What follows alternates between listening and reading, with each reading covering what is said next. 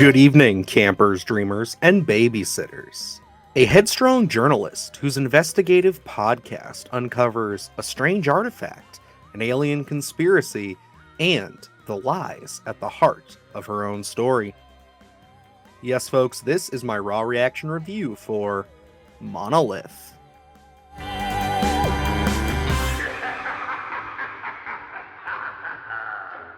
Yes, folks, I just got a chance to check out the latest flick starring Lily Sullivan, who's coming off of Evil Dead Rise from last year.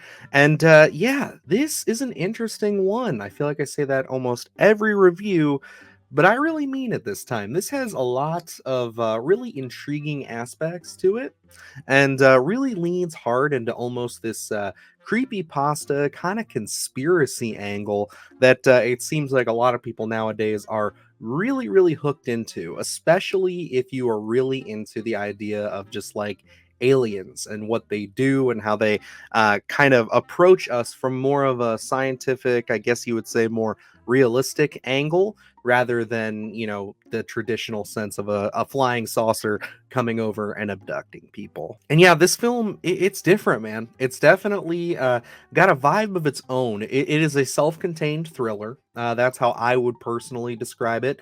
And I think that it's probably maybe a little bit closer to kind of I guess ASMR horror. It bills itself as a mystery sci-fi thriller, but I think that it definitely likes to play with this podcast angle that it's working with. So there's definitely a lot to do with sound. It all takes place in one location. It's mostly just Lily Sullivan speaking on the phone, talking through her podcast, and just kind of getting feedback between phone calls, text messages, emails. That is the entire set of this film. That's everything that you're going to see when you sit down to check out Monolith. So obviously not relying on, big fancy sets or a huge ensemble cast. This really falls on Lily Sullivan's shoulders. And, I loved her in Evil Dead Rise, and I think she does a bang up job here. I think that she is definitely an actress with a lot of promise and a lot of prowess. She is not the most likable character in this film. There's definitely a lot of layers here. And, even though I enjoyed her in Evil Dead Rise, she was the doting, very responsibly fun and funny aunt in that film, I guess is the best way I would describe her.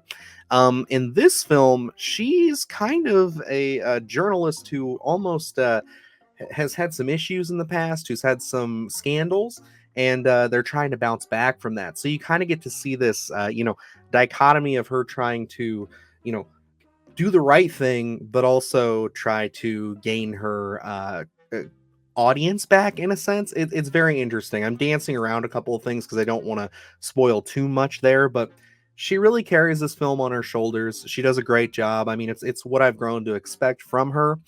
This being the only other project I've seen her in, I can say that I'm pretty much on the bandwagon for Lily Sullivan at this point, and I will check out anything that she's in because she is a powerhouse. And I really think that if you get her with some really talented filmmakers, some really talented writers, she could definitely be up there with some of the best of this generation. But how is the movie around Lily Sullivan? Well, it's interesting to a point. It has a lot of really cool ideas. There's a lot of intrigue, like I said in my opening there. It feels very creepy pasta-esque. I'm not talking about the film we reviewed last year.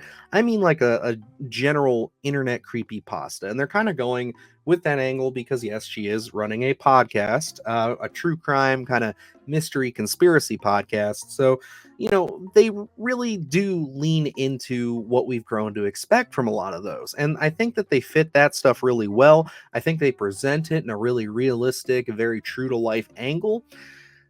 I just personally think that once all of the information is out front and we kind of figure out what's going on, it really lost me. It really got to the point where I just said, okay, that was unsatisfying, and that really left me shaking my head. Like I've said in the past, I am all for slow burns. I am all for films that take their time, and I'm especially all for films that leave you asking a lot of questions. I just really felt like there was a point in this film where the filmmakers just stopped, where they just said, okay, that's everything we've got. Let's print it, send it off. That's the movie. I didn't feel like there was enough resolution here for all of the buildup that we had. The buildup that, mind you, again, was very interesting, very intriguing. It kept me going. The film is only about an hour and 34 minutes. So I got to say, for probably a good hour of the movie, I was really invested. But once we started ticking down and some things happen, and one particular scene involving this brick, I started to kind of roll my eyes and shake my head and say, okay, there's not enough runtime here to give me a satisfying conclusion. And I was absolutely correct, unfortunately. And with that, I gotta say, this film for me is going to fall in the category of proceed with caution. I just don't think that this is going to be a movie that is going to really satisfy many people. I just feel like there's too many loose ends, not enough explained, not enough information given to really justify all of the buildup. And I mean, Lily Sullivan can only do so much as far as to carry this film, and I got to give her all the praise in the world. As for the film itself, it's shot really well. This is a first time director, at least for, a feature film, and I think that they show a lot of promise. I just think that when it comes to the script, we really needed to beef this up. We needed to add a little bit more to kind of get us over the finish line, which, it's not a game breaker for some people. It's just, for me, this movie, the journey we were on, I was really, really hoping it would pay off in a big way, and it just didn't get there for me. And again, it just left me saying, like, is that really all we got? Is there more movie? Did I miss something? And yeah, it's never a good feeling to have when you're finishing up a movie. But yeah, guys, that's everything I got to say about Monolith. Let me know down below if you guys have checked this one out, or if this seems like something that'd be right up your alley. Also, let me know if I'm way off base on this one. Maybe I'm being a little too harsh. Maybe this is something that really worked for you, especially if you are into this kind of conspiracy, alien abduction stuff. But yeah, other than that, we got a lot of great stuff up on the channel. I just did an awesome live stream with the boys over at Rockland Graves and Beyond the Void Horror podcast. We just talked about some horror news, and it was a fun time. It was great. Also, Luke and I just sat down with the Merkins recently and talked to him about his channel and everything going on over there. So check that interview out, as well as Luke and I got a chance to check out the Winnie the Pooh Blood and Honey 2 trailer and give our thoughts on that. So you got a large berth of content there, and I promise there's going to be a lot more coming as the week goes on. So definitely check those videos out, and let me know down below what you guys thought of Monolith. So until next time, I am Dylan Newell, and remember, stay scared.